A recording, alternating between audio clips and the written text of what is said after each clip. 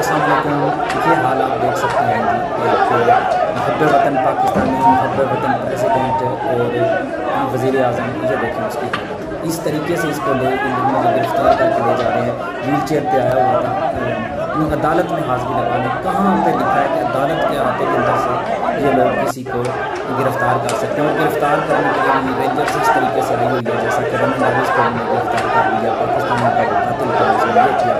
सिर्फ कुछ लोग अपने दिल की बड़ास ख़त्म करने के लिए, सिर्फ अपनी अना के लिए ये सब कुछ कर रहे हैं। लेकिन ये बात हमें सबको क्लियर हो जानी चाहिए। अगर इस वक्त हम खान साहब के लिए खड़े ना हुए, इस वक्त हमने खान साहब के लिए ऐसा कुछ ना किया जो हमारे हाथ में, तो फिर ये वक्त लौट के नहीं आएगा। ये जरदारी, ये शरीफ खानदान आइंदा तख्त संसन तक हमारे ऊपर हुक्मरानी करते रहेंगे। ना चीफ जस्टिस कुछ कर सकता है, ना कोई और जज कोई कर सकता है। मतलब अदालतों को तो ये लोग मानते ही नहीं हैं। मतलब एक अदालत ने कहा कि ये पेश